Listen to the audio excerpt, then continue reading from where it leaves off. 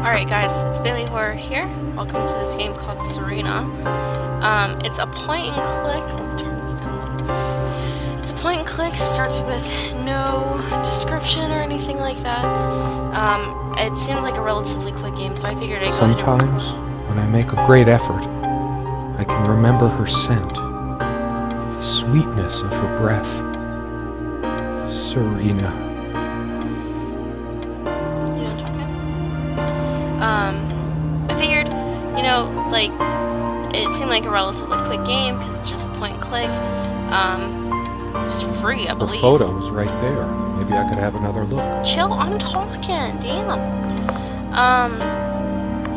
So I figured I might as well record it. It may not be that funny. I'm sorry, but whatever. Why is her face gone? Serena? Why can't I see you more clearly? Why can't I even remember? Okay. This was taken on that crisp winter night at our mutual friend's hunting lodge. We came back indoors, laughing, giddy as teenagers. Okay. It was truly like an enchanted time, like we were in a magic circle where no sorrow or pain could touch us. My love, we don't have a lot of photos of ourselves as a couple, so this one is quite important. The guy who snapped this, our host that night, used an actual film camera. It was a different world back then. I don't know if you guys noticed, but the music just randomly stopped. My love, we don't have a lot of photos. The guy who snapped, my love, we don't have a lot of photos of ourselves as a couple, so this one is quite important. I will say I have played a beginning, like the beginning amount of this, out of boredom. So the first few things I'm gonna go ahead and I'm gonna go ahead and do. But I will say it is relatively creepy. It's a beautiful day, though there's an unnatural calm surrounding the area. I've always loved the hazy afternoon shades of this place.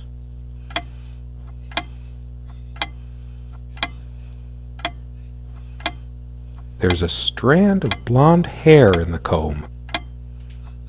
Yes, blonde hair like sun rays. I'm remembering. What's wrong with my memory? Did I have a stroke?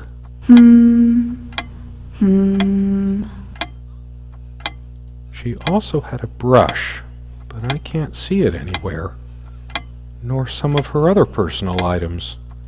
It's just a regular comb bought from a supermarket, new enough to still have all its teeth. You guys will see me clicking multiple times on things. As you can see, he says certain things, like after you've clicked it a few times. And I want to make sure that you get everything. The guy who snapped, my love. We don't have the guy who's my love. Damn it, I thought that's what it was.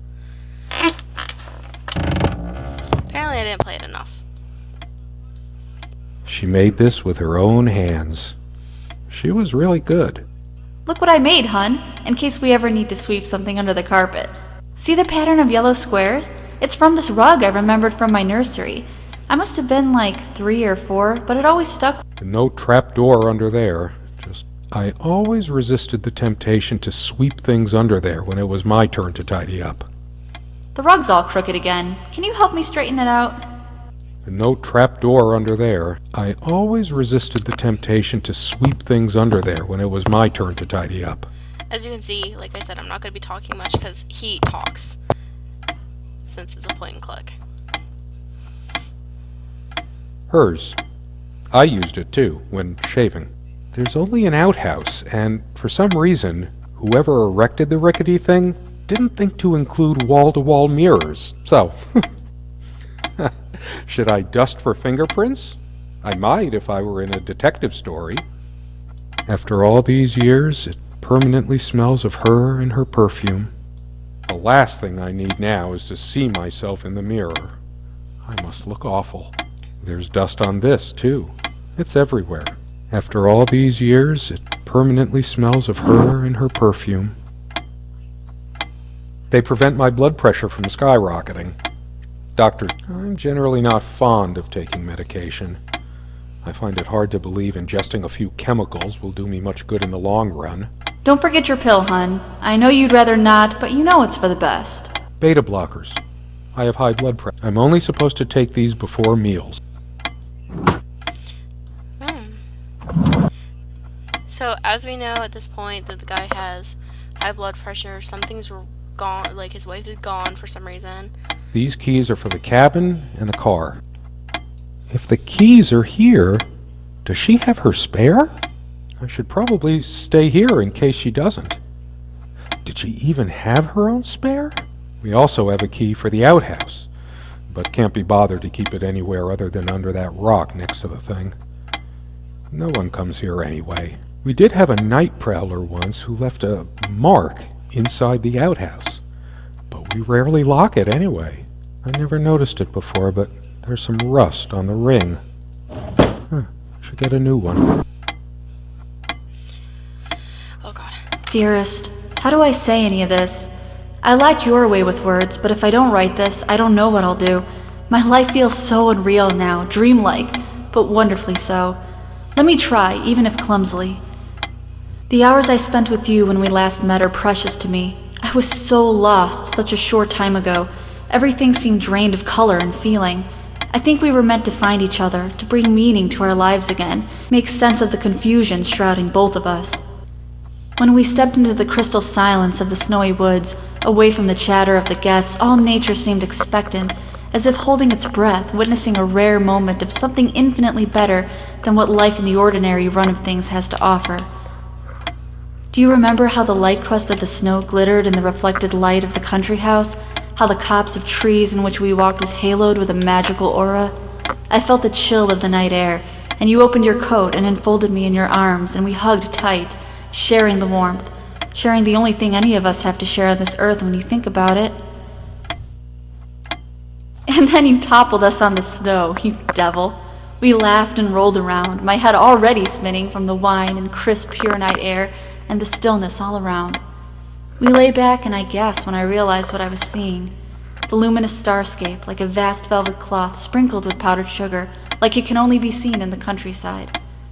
I had tears in my eyes when I turned to you and we kissed, and it felt like the only moment in all of time, or outside time, and ours was the only spark that could ignite the universe.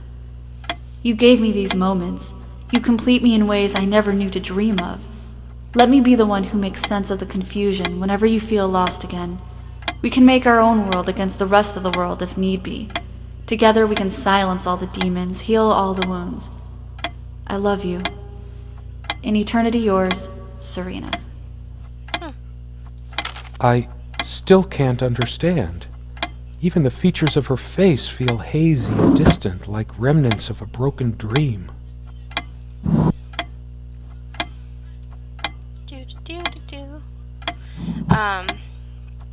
So this is really, like I said, point and click. It's just I'm trying to figure out where Serena is, why she's not there. It's deep into summer, so there's a few hours left until it gets dark.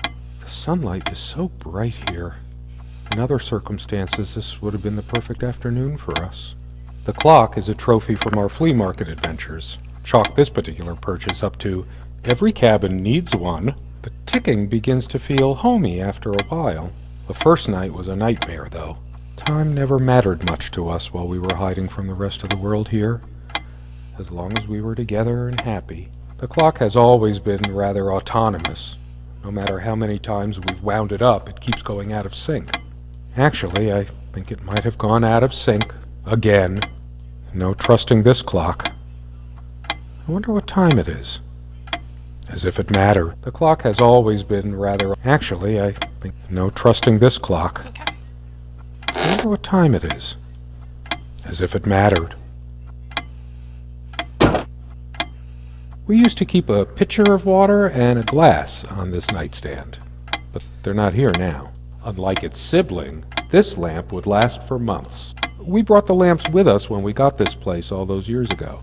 Our refuge from the world. A place of warmth and passion. Sometimes we joked we needed to be so far out in the woods because that's how our sex life was. Far out. The furniture came with the cabin, but the bedclothes we brought with us. A place like this needs some luxury, but without her, there are no monsters under the bed. I guess they're all in my head. I feel too restless to sleep right now. I don't sleep well without Serena next to me. Both a blessing and a curse, I suppose.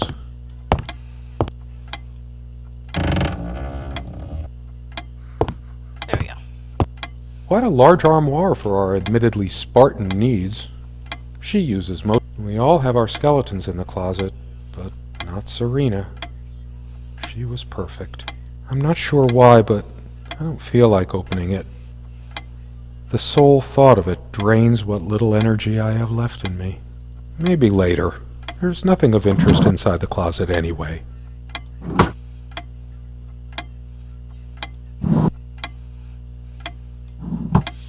Apparently he's okay with opening his drawers, but not Serena's. So, that's interesting. I never noticed that before. She is fairly religious. Not me. I'm the cold and cynical bastard. But I don't remember that ever being an issue between us. Hey, I'm the second one too. She always thought our relationship was a blessing. God, how I miss her. No longer the cynical asshole, I guess. Her faith came as a surprise to me.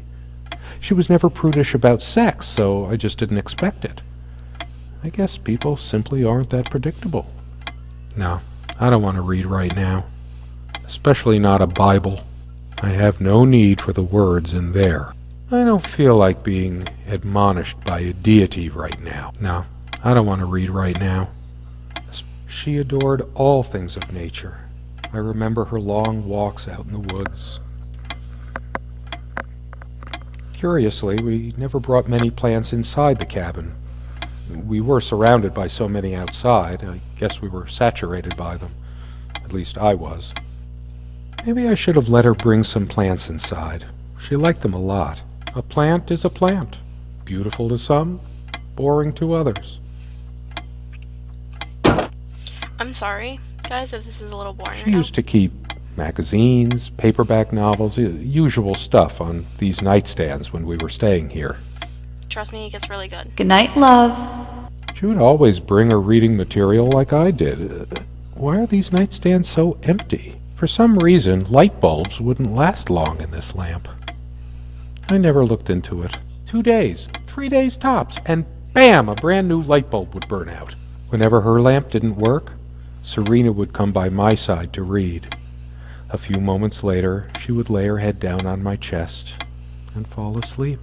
The only reason this lampshade gathered less dust than the other one was that we had to keep putting new bulbs in this one. Because of a wiring problem or whatever, this one always starts smelling sharply of metal after being on for a while. That's weird. Considering what a strong odor of metal this one gives off when in use, I guess we were lucky never to have an accident.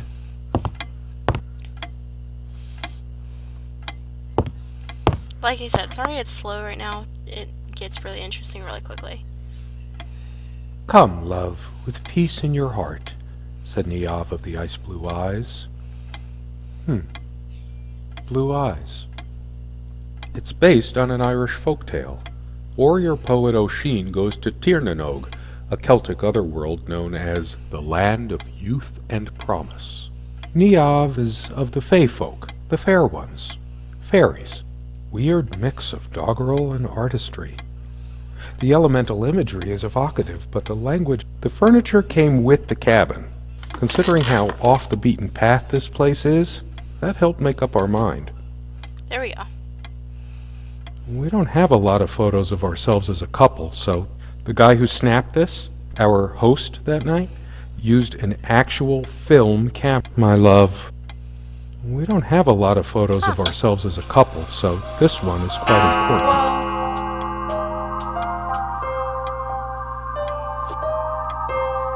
She looks sadder.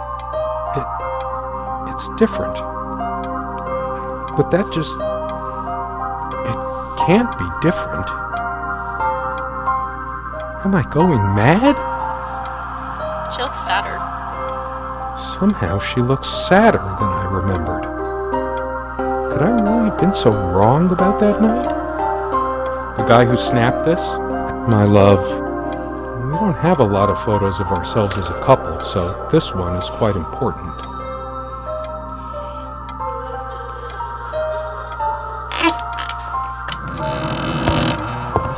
To warn you guys, this is a horror game too. Just so you know.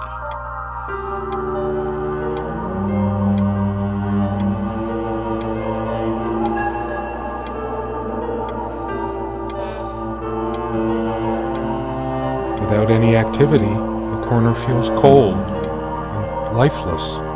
I'd give anything to see her standing here again, making coffee or sandwiches.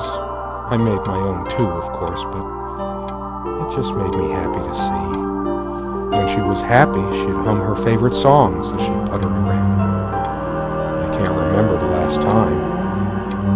Music got intense. Someone said, work and love are the only things that ever really happened to us. Was it Freud? Marilyn Monroe. Did I let my work destroy my love? Writing was so all-consuming for me, yet I made so little headway in all this time. It all seems so meaningless now, drained of everything that made it worth reading in the first place. Most of the books are mine, but all of hers are still here too. Come sit with me. I want to talk. There's something I have to tell you. I have been trying, and believe me, I've been trying so hard. This is all new. I almost have it. What was she trying to tell me? The most comfortable spot in the cabin. Well, I can imagine her cuddling up to me even now, putting her hand under my shirt. Of course, we made love here, too. There was no place in the cabin we didn't before things deteriorated. That's not creepy.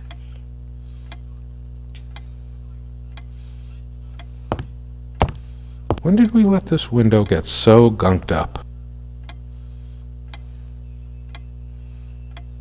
That's not creepy either.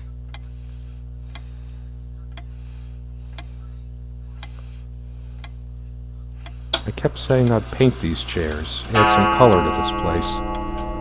One more thing I never got around to. What is that? Okay, clock's going off, so apparently we need to go see the clock. That incessant noise! I should smash this useless antique to pieces right now! Good God! It can't keep the time for 5 minutes straight. Chimes completely at random and never stops making that infernal noise. But hey, guess who thought it was so cute? Oh God. This thing has caused me more sleepless nights than I care to remember. No wonder I'm going crazy. All of these pathetic souvenirs from our relationship, they're all lies. Oh God. I couldn't care less about this damn thing. Why torture myself trying to remember? I'm too upset to even think straight. I hate her so much. Holy shit. All of these pathetic souvenirs from our relationship, they're all lies. How could I have been so blind? Her vanity, always fixing her hair before bed. Oh my God. Doting on her hair like a child. But I'm being unfair. Would I have wanted her to be some frump? I'm too angry to even care. All she cared about was herself all along. Her needs, her feelings. That's all that ever mattered to her. What about mine? I couldn't care less about this damn thing. I can't even bear to look at my face. She's really done a number on me. She never descended to criticizing my looks, though. Even when we fought, even when my hairline started going. It was a sore point for me. My thoughts are all over the place. Together, damn it. tried to flush these a long time ago, but someone noticed, as if she cared about my impotent life. High blood pressure? What a load of bull. I've never felt better in my life. I'm sick and tired of having to pamper you like a baby. Fine, I hope you have a great, lonely time at the hospital. Why torture myself trying to remember? Okay, so we obviously see he has an anger problem, hence the high blood pressure. Where are you going? Oh, that's rich. Just run away. I just needed to blow off steam, to be somewhere else, just for a while. But I can't even remember what we argued about. Unless she was the one who left.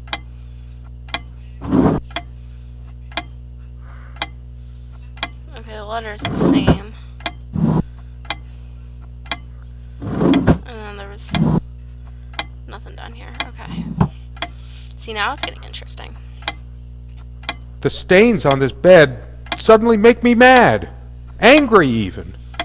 Why must life always end up so sordid and hateful? I'm not crawling in there. I'm too riled up for that, and it's just not dark enough anyway. It feels darker by the minute, but the sun is still high in the sky. Or is it? I feel so turned around. It can't be happening. No. I can still see, even if the light is going. I'm not turning it on. Okay.